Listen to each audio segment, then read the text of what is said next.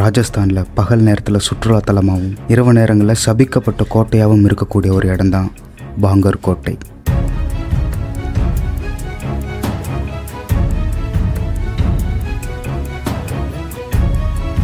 இந்த இடத்த பற்றி தான் இந்த வீடியோவில் நம்ம பார்க்க போகிறோம்.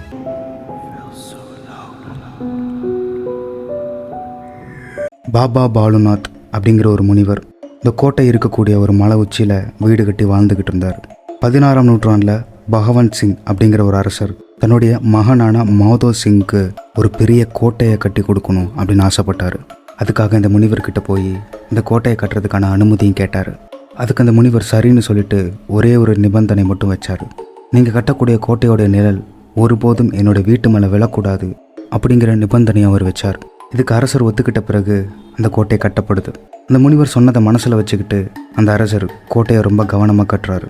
அந்த அரண்மனை கட்டி முடிக்கப்பட்டு அரசர்களுடைய பல தலைமுறைகள் அங்கே மகிழ்ச்சியாக வாழ்ந்துக்கிட்டு இருக்காங்க. ஆனால் 3ஆம் தலைமுறையில் வந்த பகவந்த் சிங்கோடைய கொள்ளுப்பேரன் அஜப் சிங் ராஜாவாக பொறுப்பேற்கிறார். இந்த அரண்மனையை இன்னும் விரிவுபடுத்தணும் அப்படின்னு திட்டமிடுறாரு. பல பேர் இந்த முனிவருடைய நிபந்தனையை சொல்லியும் அரசர் கேட்காம மாளிகையை இன்னும் உயரமாக்குறாரு. பிறகு இந்த மாளிகையோட நிழல் அந்த முனிவர் வாழ்ந்த வீட்டு மேலே விழுந்தது. இதனால கோபம் அடைஞ்ச அந்த முனிவர் விட்ட சாபத்தில் அந்த அரண்மனை பாதியாக உடஞ்சி உள்ளே விழுந்ததாக சொல்லப்படுது. இன்றைக்கி போய் நம்ம பார்த்தா கூட அந்த அரண்மனையுடைய பாதி தான் இருக்கும். அந்த முனிவர் கொடுத்த சாபத்தால் தான் இது நடந்துச்சு அப்படின்னு அந்த ஊர் மக்கள் நம்புகிறாங்க. இது இந்த கோட்டையை பற்றி சொல்லப்படுற முதல் கதை. இன்னொரு கதையும் இருக்குது. அதே அரச குடும்பத்தில் ரத்னவதி அப்படின்னு ஒரு அழகான இளவரசி இருந்தாங்க.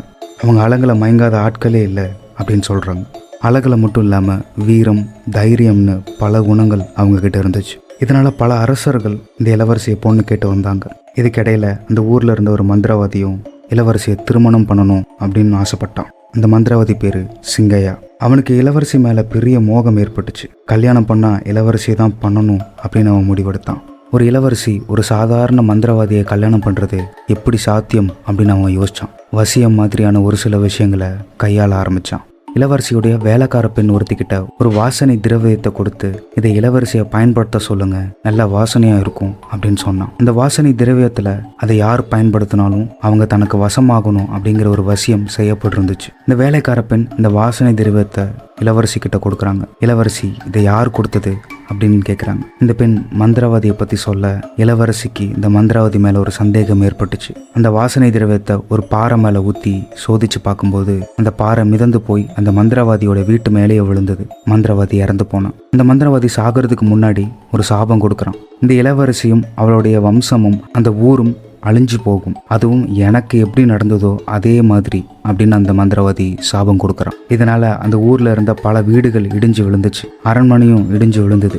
பல பேர் இதில் இறந்து போனாங்க. இதில் உயிர் பிழைச்ச ஒரு சிலர் இந்த ஊரை காலி பண்ணி வேற ஒரு ஊருக்கு போனாங்க. பிறகு யாருமே அந்த ஊருக்கு வரவே இல்லை. அந்த அரண்மனைக்கும் போகவே இல்லை. பல 100 வருடங்களா இடிஞ்ச நிலையிலே இருந்த இந்த அரண்மனையை இந்தியா விடுதலை பெற்ற பிறகு இந்திய அரசாங்கம் பராமரிப்பு இல்லாத அரண்மனைகளை எல்லாம் திரும்ப சீரமைக்க ஆரம்பிச்சாங்க. பிறகு சுற்றுலா பயணிகளையும் அவங்க அனுமதிச்சாங்க. ஆனால் காலை 6 மணி முதல் சாயங்காலம் 6 மணி வரை தான் இந்த இடத்துக்கு அனுமதிக்கப்படும் அப்படின்னு சொன்னாங்க. இதுக்கான காரணம் என்ன அப்படின்னா, இந்த இடத்த சுற்றி இருக்கக்கூடிய ஊர் மக்கள் இரவு நேரங்களில் இந்த கோட்டைகளில் பல அமானுஷ உருவங்கள் தெரியறதா சொல்கிறாங்க. இந்த கோட்டை இடிஞ்சு விழும் பொழுது ஆயிரக்கணக்கான மக்கள் அதில் இறந்து போனாங்க. அவங்களுடைய ஆவி இன்னும் அந்த கோட்டைக்குள்ளே தான் இருக்குது அப்படின்னு அந்த ஊர் மக்கள் சொல்கிறாங்க. இதையெல்லாம் பொருட்படுத்தாமல் ஒரு 3 பேர் இந்த அரண்மனைக்குள்ளே போனாங்க. ஊர் மக்கள் சொன்ன மாதிரி எந்த ஒரு அமானுஷத்தையும் அவங்க பார்க்கல. இதனால் இதெல்லாம் பொய் அப்படின்னு பல பேர் நினைக்கிறதுக்குள்ள அடுத்த நாள் இந்த 3 பேரும் மர்மமான முறையில் இறந்து போனாங்க. இதனால் இந்த கோட்டையை பற்றி சொல்லப்பட்ட கதை 100% உண்மை அப்படின்னு மக்கள் முடிவு பண்ணாங்க. அது மட்டும் இல்லாமல் இந்த அரண்மனைக்கு போகக்கூடியது மிருகங்களாக இருந்தாலும் கூட மர்மமான முறையில் காணாமல் போகிறதா சொல்கிறாங்க.